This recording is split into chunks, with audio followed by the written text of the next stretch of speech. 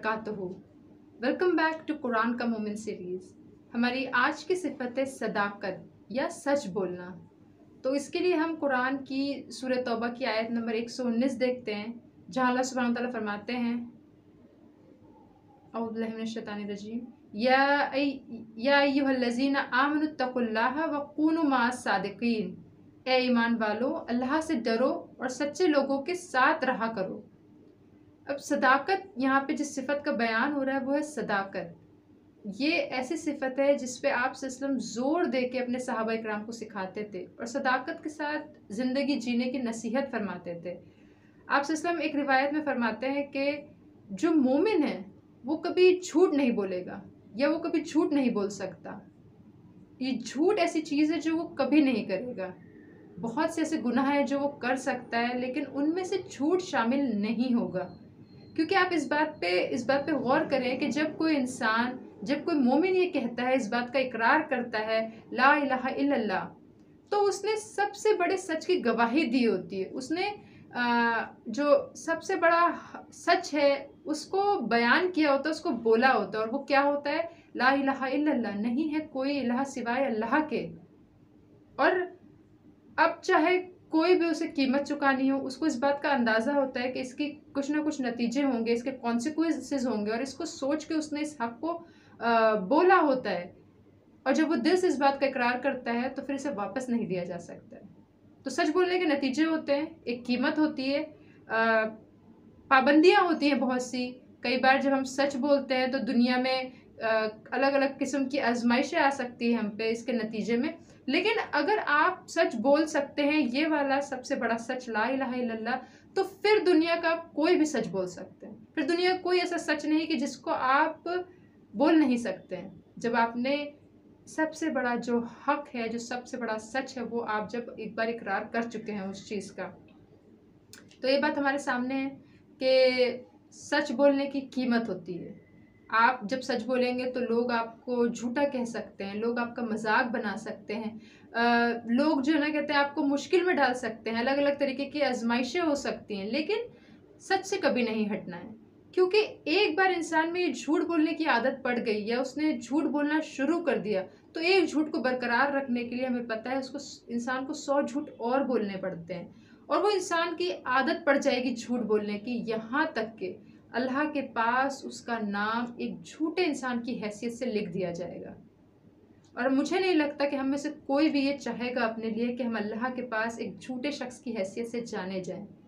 इसी तरीके से दूसरी तरफ जब इंसान सच बोलता है तो अल्लाह के रसूल सल्लल्लाहु अलैहि वसल्लम फरमाते हैं कि उस शख्स का नाम अल्लाह के पास एक सच्चे इंसान की हैसियत से जाना जाता है। वो एक सादिक इंसान की हैसियत से वो जाना जाता है।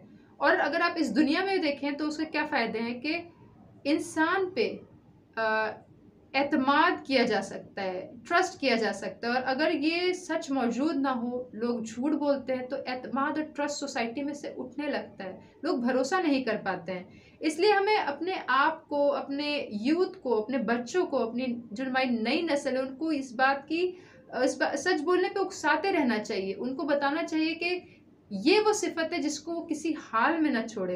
क्योंकि अगर हमने कोई हकीकत अपनी एक बनाई है, कोई रियलिटी हम क्रिएट करते हैं और वो झूठ पे क्रिएटेड है, तो असल में वो कोई हकीकत है ही नहीं। और हम देखते हैं कि लोग अपनी पूरी पूरी जिंदगियां झूठ पे बना लेते हैं।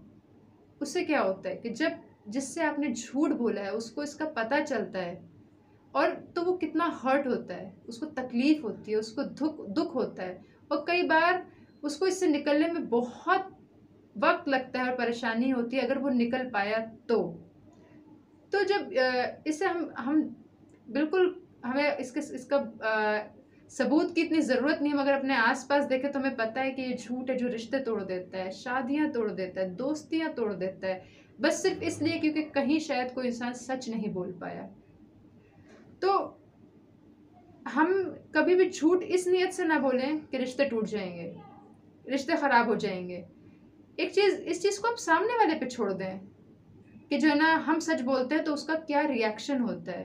क्योंकि कई बार अगर वाकई हमें लगता है कि कोई ऐसी चीज़ है जो हम बता देंगे उससे रिश्ते टूट जाएंगे, तो कहीं ना कहीं वो जो बुरी चीज़ है अगर हम उसका हिस्सा रहें, अगर हम उसका पार्ट थे, जैसे फॉर एग्जांपल अगर मैंने किसी इंसान की बुराई करी है, उसके पीठ पीछे उसको बुरा भला कहा है और फिर वो इंसान आके मुझसे पूछता है कि तुमने ऐसा ऐसा मुझे कहा है, तो अगर मैं वहाँ पे झूठ बोलती हूँ तो जाहिर सी बात है कि सिरे से पहले तो यही गलत बात थी कि मैंने उसके लिए बुरा कहा ही क्यों, और जब मैंने कहा है तो फिर मुझे उसके नतीजे फेस करने आना चाहिए। इंसान झूठ क्यों बोलता है कि पहले तो अगर उसने ऐसे काम किए होते जो दुरुस्त नहीं होते, मुनासिब नहीं होते, सही नहीं होते, और फिर जब नतीजे को फेस करने की, नतीजे का सामने करने की बारी आती है तो वो भाग जाता है, वो झूठ का रास्ता इख्तियार करता है, क्योंकि इंसान अपने अमल का नतीजा नहीं देखना चाहता, बुरे अमलों का नतीजे नहीं देखना चाहता है।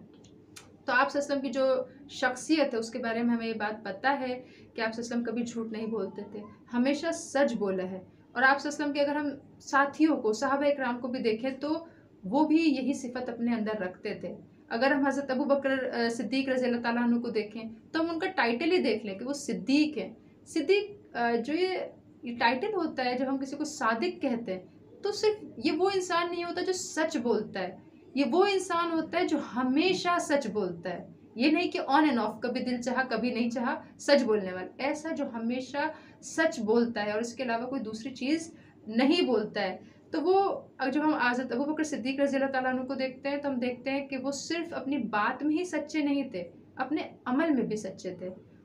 उनकी बात और उनका अमल मैच करता था। वो अपनी नीयत में भी सच्चे थे कि जिस चीज़ पे वो ईमान रखते थे वही बात कहते थे, और जो बात वो कहते थे उसी बात पे अमल करते थे। तो ये सच्चाई का, सदाकत का एक पूरा सर्किल है जिसको हमको फॉलो करना चाहिए कि एकदम सदाकत हमारी नियतों में हो, सदाकत हमारे जो हम बात कहते हैं उसमें है, और सच्चाई हमारे अमलों में भी है। सब मैच करना चाहिए, कॉन्ट्रडिक्ट नहीं करना चाहिए, तज़ाद नहीं होना चाहिए उनमें।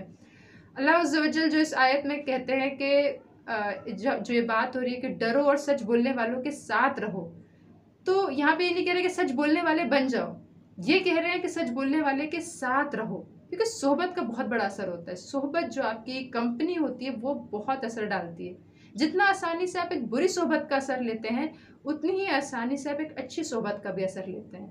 अगर आप सिद्दीकीन के साथ रहेंगे तो आप सच बोलने वाले बन जाएंगे। हम चाहते हैं कि लोग हम पे, अगर हम चाहते हैं कि लोग हम पे एतमाद करें और हम अल्लाह के पास एक सादिक इंसान की हैसियत से जाने जाएं, और हमें झूठ बोलने के नतीजे ना इस दुनिया में झेलने पड़े ना आखिरत में झेलने पड़े, तो फिर हमें इस झूठ से किनारा कशी कर लेनी चाहिए, इससे अपना रिश्ता तोड़ देना चाहिए। जब हम सच बोलते हैं तो जहाँ अल्लाह कह रहा है कि सच बोलने वाले के साथ रहो, तो हम वो इंसान बन जाएं जो सच बोलते हैं, हम वो सोहबत बन जाएं कि जब हमारे साथ लोग रहें तो वो सच बोलना शुरू कर दें, हमारी सोहबत में रह के हमारे घर वाले सच बोलने लगे, हमारे भाई बहन, हमारे बच्चे वो सच बोलने लगे, माशरा, सोसाइटी सच बोलने लगे। और क्योंकि ये चीज़ जो है ना, कहते हैं मल्टीप्लाई करती है, कंटेजियस होती है, एक दूसरे को लगती है, सोहबत का असर होता है। तो अल्लाह सुब्हानो तआला से दुआ है कि हमको सिद्दीकीन में से बना दे, सच बोलने वालों में से बना दे, वो जो हमेशा सच बोलते हैं, और सदाकत को हमारे किरदार का हिस्सा बना दे, और हमको सिद्दीकीन की सोहबत नसीब फरमाए, और हमें वो सोहबत बना दे जिसके साथ रह के लोग सच बोलने पे आमादा होते हैं। आमीन। वाखिर दावाना अल्हम्दुलिल्लाहि रब्बिल आलमीन। सल्लल्लाहु अलैहि वसल्लम, सल्लल्लाहु अलैहि वसल्लम।